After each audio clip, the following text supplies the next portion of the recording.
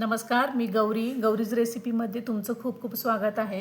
आज आपण बिना पाकाची तिळाची वडी करणार आहोत। अतिशय मऊ आणि खुसखुशीत, तोंडात टाकताच विरघळणारी ही वडी आहे। चला तर मग आपण व्हिडिओला सुरुवात करू। इथं आपण एक बाउल तीळ घेतले, त्याला अगदी व्यवस्थित आपल्याला भाजून घ्यायचं आहे। करपवता अगदी छान असं ह्याला भाजून घ्यायचं। तीळ अशी चटचट उडायला लागले की समजायचं आपले तीळ भाजून झालेले आहेत। ह्याला लगेच आपण काढून घेऊ।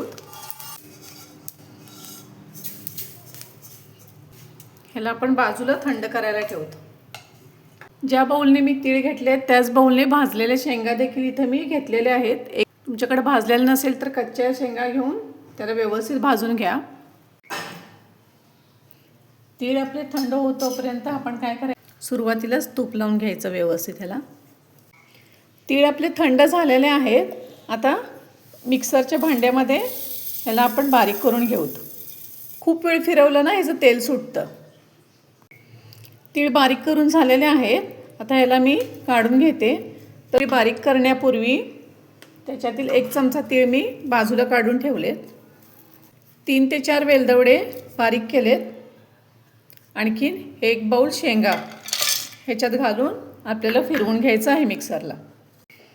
शेंगाचं कूट इथं बारीक करून झालेलं आहे, थोडा मोठाच आहे।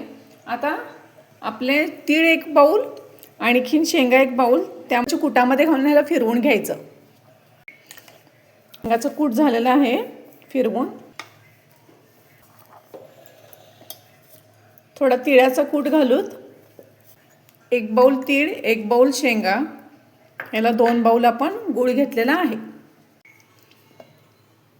हे देखील बारीक करून झालेलं आहे। पॅनमध्ये 1.5 चमचा मी इथं तूप घातलेला आहे।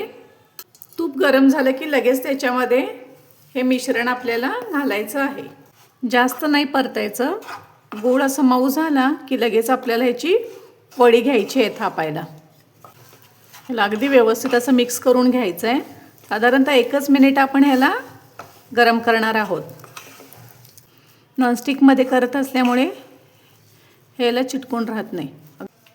1 मिनिट ह्याला परतायचं आहे, जास्त नाही परतायचं, कारण आपण शेंगाही भाजलेले आहेत आणि तिळही भाजलेले आहेत। ह्याला काढून घेऊ। ह्याला आपण ह्याच्यात काढून घेतलेलं आहे। अवकाश असं थापून घेऊ।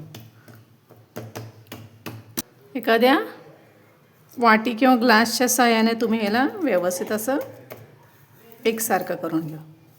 अशा प्रकारे अगदी व्यवस्थित आपली वडी थापून झालेली आहे। गरम असतानाच ह्याच्यावर आपण जे भाजलेले तीळ काढले होते ना ते ह्याच्यावर घालूत। नाही घातलेत तरी चालेल। ह्याला असं प्रेस करून घ्यायचं। ह्याला थंड करायला ठेवायचं आहे। अशा प्रकारे तिळाची वडी आपली तयार झालेली आहे। ह्याला आपण कट करून घेऊ।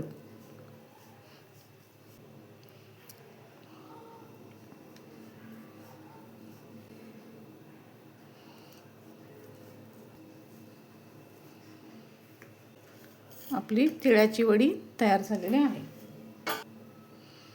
अतिशय छान, अगदी परफेक्ट आपली ही तिळाची वडी तयार झालेली आहे। हे पहा, तोंडात घालताच विरघळणारी आणि मऊ अशी आपली बिना पाकाची वडी तयार झालेली आहे।